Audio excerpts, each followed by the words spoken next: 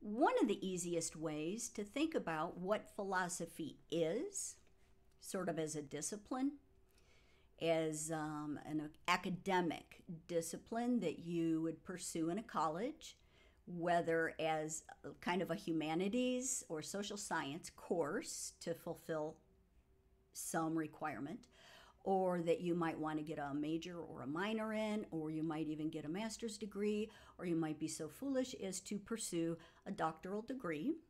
Dr. Tyson did that. You should first understand that philosophy is a particular kind of wisdom. So the word itself, philosophy, means love, philia, of wisdom, Sophia. These are Greek words, and in the West, our word philosophy is a Greek word. So first, that word wisdom. It is not isolated to knowledge, is not identical with the word knowledge. Wisdom has to do with gaining as much knowledge as possible about everything you can, everything that is in the universe, everything that you can about myself, my body, my mind, my life, my time, my whatever, my heritage, maybe a possible future that I could leave for others. It's also about finding out about everybody else, and not just everybody else, but everybody else that lives today on the planet, all of them, 7.5 billion, 8 billion, going on. How do I relate to these people? What can I know about people that I won't meet? How do I relate to people who came before me across all of the past time that human beings have been on the planet? And how do I relate to, because I do, the people who will come after me? What kind of a legacy am I creating? How do I inform their lives? How do my decisions and choices and actions affect all other human beings? Because they do. They do.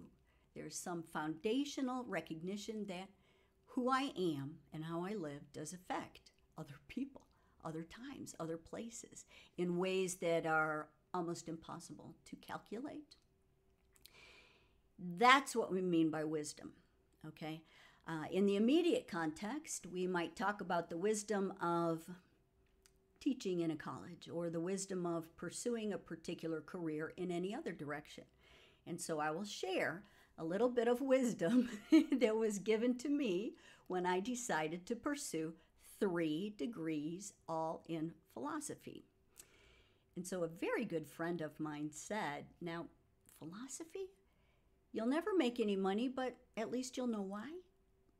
That's important wisdom. If you believe that in order to be a success and a wise human being, you're going to have a lot of money, you may not want to go into philosophy. So, wisdom, knowledge, and how it affects practice. How do I live out the truth that I have known, even though that truth is limited, and my choices are always limited? That's sort of the wisdom part. What's the love part? The love of wisdom, the philia, Sophia. This is love as pursuit, okay? For the Greeks, all love is pursuit. It's a going after. I love this thing. I desire it. I move toward it. It attracts me and pulls me in. And what is it that pulls in the philosopher? Wisdom. Wisdom. How long? How much? Well, the beauty is you can never find too much, so you will never be bored. That can, for some people, become a frustration. I want to know everything, but I never will. I wish I could just choose once and for all what is good, what is right, and I could be right.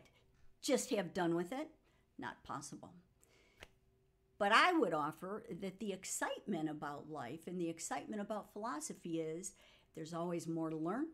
There's always more to be. There's always life. And as long as I'm pursuing knowledge, I can expect, no guarantees, to get more knowledge. And if I can get more knowledge, I might become a wiser person.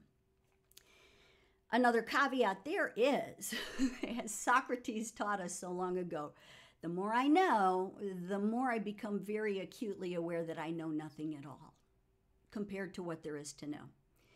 If you take a class in philosophy, you're going to say, I'm just going to have that one class. It'll be awesome. I'll know about philosophy. If you take one class in chemistry, if you take one class in business, you're going to like what you learn, but suddenly you're going to say, wait a minute, if I'm really going to understand this topic, whatever it may be, I might have to do some more research, some more background, some more contemporary work, some more theoretical work, some more practical side. I'm going to have to talk to some people about, yeah, but what about this? And what about this? And what about the fact that people disagree, even when they're experts? So the more we know we don't know. And for philosophers, that's a bit of a mark of wisdom. And maybe to say it more simply, it is humility. So philosophy becomes a love of wisdom throughout life. What kind of knowledge? All kinds of knowledge of reality.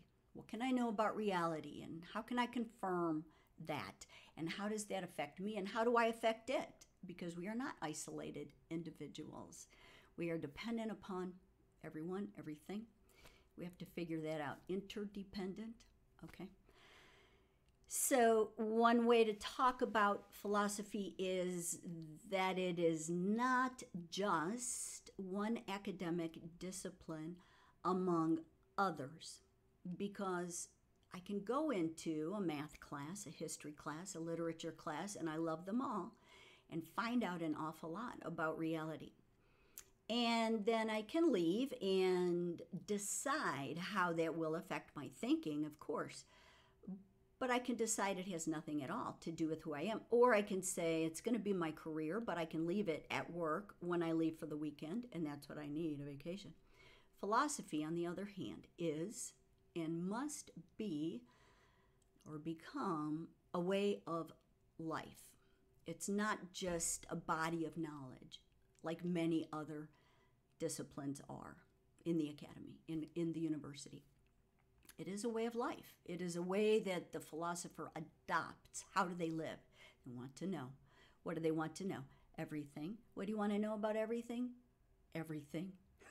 That's what philosophy is. And hopefully you could find it exciting. You might find it depressing, and maybe that's only at first, but it's exciting to learn more and more and more about everything and everything and everyone every day. Thanks.